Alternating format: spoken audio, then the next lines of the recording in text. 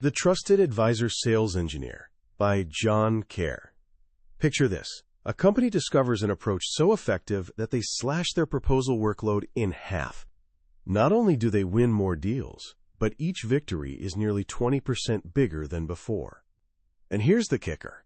For 2 straight years, not one of their star performers even thinks about jumping ship. Sounds too good to be true? It's not.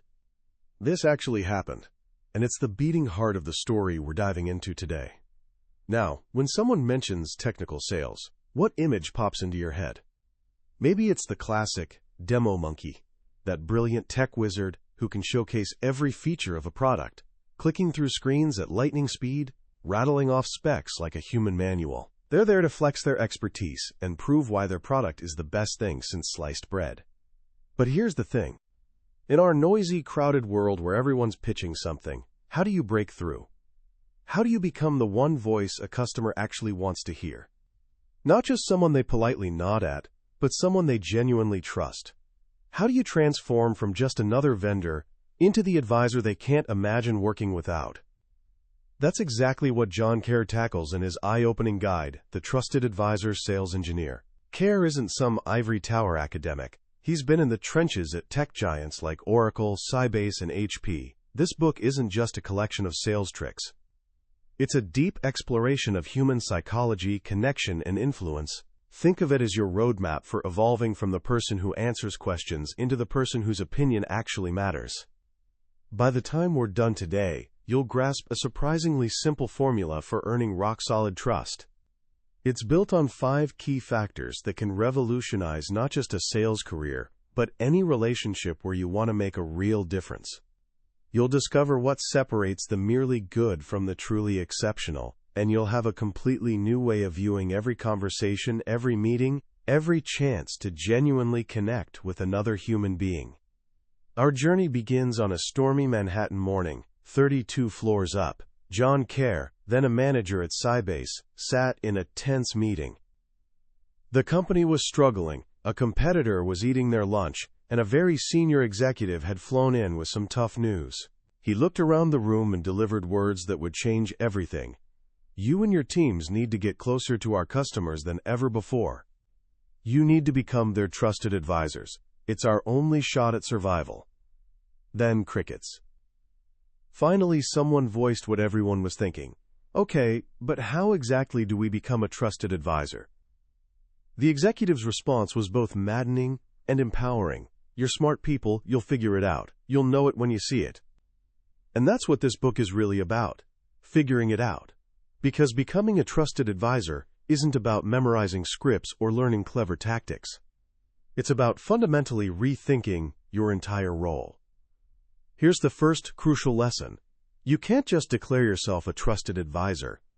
Your company can't print it on your business card. This is something your customers decide about you. You earn it, you don't claim it. So what does that actually feel like? The author suggests a simple thought experiment. Think about someone in your own life, not your boss or your parents, who you'd call your personal trusted advisor. Someone you could reach out to with a serious problem, knowing their advice would be completely honest and totally in your best interest. That feeling you get when you think of that person, that absolute certainty, that 100% confidence, that sense of knowing they've got your back, that's your target. That's the feeling you want to create in your customers, your colleagues, everyone you work with. But if trust is this invisible, powerful thing, how can we actually build it intentionally? How do we measure something so intangible? This is where John Kerr introduces the book's central insight, the trust equation. He adapted it from the groundbreaking work of Charles Green and his colleagues. And it's deceptively simple but incredibly powerful. Here's what it looks like. T equals C plus R plus I divided by S times P.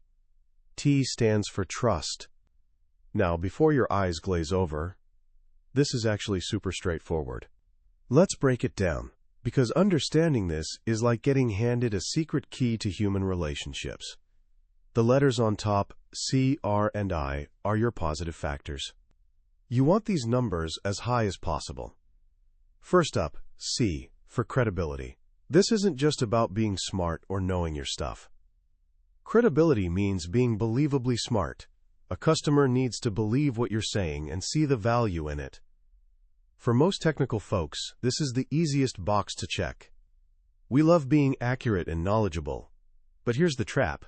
Credibility by itself is useless. If you're just showing off how much you know without connecting it to their actual world, you're not building trust. You're just creating white noise. Next, R, for reliability. This one's beautifully straightforward. It boils down to 4 letters, DAYS, do as you say. If you promise an answer by Thursday, you deliver by Thursday. Period. Reliability isn't built through one impressive gesture. It's constructed over time, through countless small, consistent actions. Every promise you keep is another brick in your trust foundation. Third, I for intimacy. This word might make some people squirm in a business context, but it's not about being besties or knowing their kids' names, though that doesn't hurt. Intimacy in this equation means understanding. It's about empathy. It's your ability to step into the customer's shoes and see the world, their challenges, their goals, from their perspective. According to the author's research, this is often the weakest area for technical people. We're comfortable with data and systems, but understanding the human, emotional dimension of a business problem, that's a whole different ballgame. Now we hit the most powerful part, the denominator S, for self-orientation. Because it's on the bottom of the fraction, this is the one factor where you want the lowest score possible. Self-orientation measures something simple but profound. In any given moment, are you thinking about your needs or theirs? When you catch yourself thinking about your quota instead of their problem, about closing the deal instead of asking another question, your self-orientation is sky high, and it's absolutely destroying trust. This is the silent relationship killer, and ironically, it often comes from good intentions. Think about it. You interrupt a customer because you're so excited you already know the answer. You propose a solution too quickly because you genuinely want to help. These feel helpful, but they're all about you. Your need to be smart. Your need to be the hero. Low self-orientation means listening to truly understand, not just waiting for your turn to talk. It's the single biggest lever you can pull to boost trust. Finally, there's P, for positivity, sitting outside the brackets. This is your overall multiplier. It's the energy you bring into the room. Not fake cheerfulness or being overly loud. It's a deeper, more subtle confidence. It's that can-do attitude that spots opportunities instead of just problems. It's the calm assurance that, together, you can figure things out. So there you have it. The crisp formula. Credibility, reliability, intimacy, self-orientation, and positivity. Once you crack this code, every interaction looks different, but the equation is only half the picture. The next question is, what do customers actually care about? The author and his team conducted a massive survey, asking over 2,000 managers and executives worldwide a simple question: what skills do you value most from your vendor's technical team? The results are a serious wake-up call for anyone in a technical or advisory role. Coming in at number 5, chosen by just over half the respondents, someone with deep technical knowledge. Let that sink in. The very thing most technical professionals think is their main value sits at the bottom of the list. It's not unimportant. The author calls it table stakes, the minimum just to play the game. But it's not what separates good from great. So what ranked higher? Number 4. Someone who can communicate effectively with me. Number 3. Someone I can trust to do the right thing for us. That's literally the definition of a trusted advisor. Number 2. Someone who can design innovative solutions with my staff. Notice that word, with. It implies collaboration, not just delivering a pre-packaged answer. And the number 1 skill customers valued most? The single most important thing they look for in a technical partner? Someone who understands my business. There it is. The big reveal. They don't want you to be the smartest person in the room about your product. They want you to be the person who gets their world best. This perfectly reinforces the trust equation. Understanding their business demands high intimacy and low self-orientation. It requires making it about them, not you. With this framework in place, the crisp equation and the customer's perspective, the rest of the book becomes a masterclass in applying these principles to everything a sales engineer does. Let's start with discovery, the process of understanding customer needs. The book pushes for a critical mindset shift. Turn ABC, always be closing, into always be consultative. Your job isn't finding an opening to sell, it's uncovering the true nature of their problem. The author shares a quote from the famous physician William Osler, who said, "Listen to your patient, he is telling you his disease." The modern equivalent for an advisor. Listen to your customer, he is telling you his problem. This means being patient, fighting the urge to jump in with solutions, and asking questions that reach the emotional core, like, "And how does that impact you personally?" Then comes presentations and demonstrations. The common mistake is the feature tour, showing off everything the product can do. A trusted advisor flips this around. They make it relevant. They connect every feature back to the business. A powerful technique is what the author calls the 3 wise men. Every point should relate to either increasing revenue, decreasing costs, or mitigating risk. This ensures you're speaking business language, not just tech jargon. One of the most powerful tools for a trusted advisor is the whiteboard. Why? Because, as the author puts it, it's an idea or concept that goes straight from your brain to the board. It's personal, not some PowerPoint that a product marketing person at headquarters built. It's raw, collaborative, and builds immense credibility. The book shares a wonderful story about an IT executive so impressed by a collaborative whiteboard sketch that he left it up in his office for 3 months, using it to explain the project to his entire executive team and secure funding. That's the power of visual, collaborative selling. What about handling objections? The book offers another profound reframe. Sales representatives handle objections. Sales engineers answer questions. This simple language shift transforms confrontation into conversation. Most customer objections aren't challenges. They're genuine requests for information. Your job isn't winning an argument. It's helping them understand.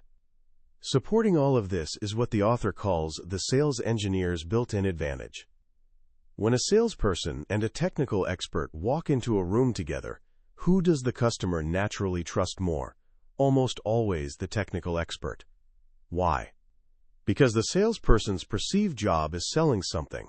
Your perceived job is helping. You start with higher baseline trust.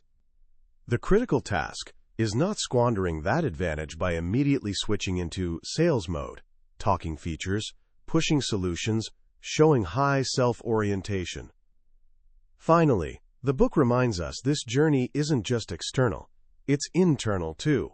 You must also become a trusted advisor to your own sales team. This isn't about being subservient, but about genuine partnership, respecting boundaries, and working together. And it all starts with knowing yourself, understanding your personality, your strengths, and your blind spots.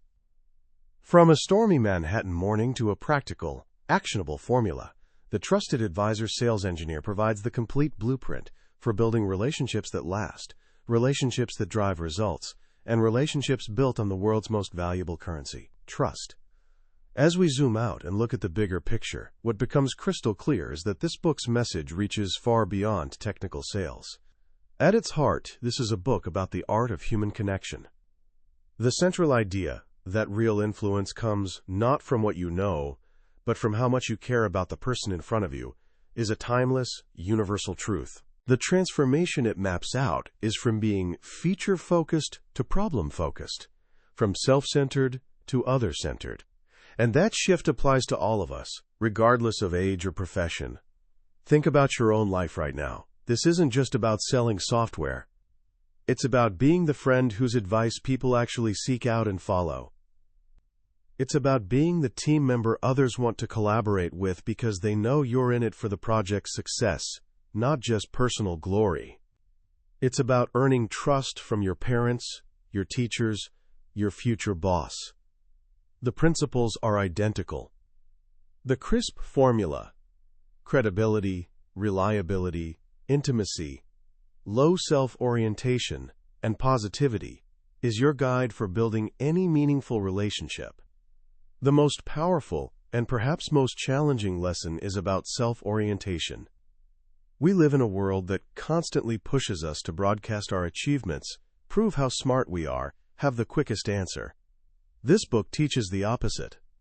It champions the quiet power of listening, the wisdom in pausing before speaking, the strength in admitting you don't know, and the immense trust built when you make conversations about someone else. So how can you start putting this into practice today? Here are 3 simple actions you can take right now.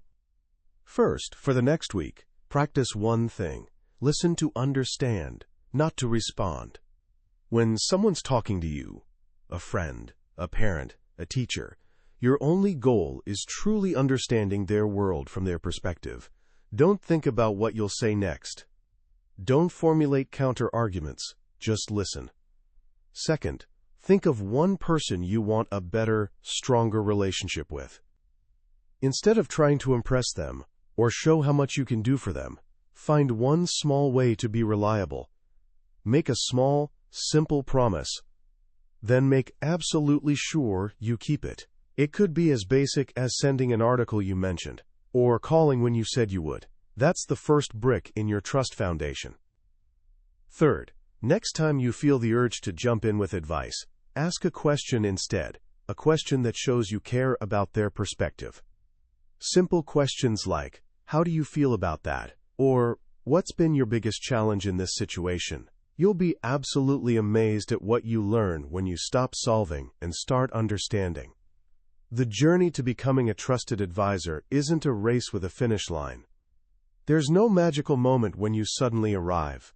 It's a quiet, steady, daily practice.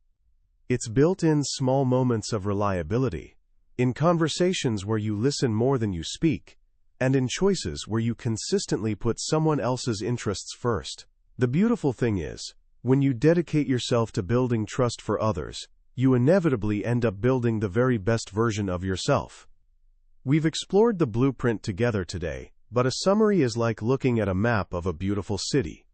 You can see the layout, but you can't feel the energy of the streets or taste the food. The real journey happens when you walk those streets yourself.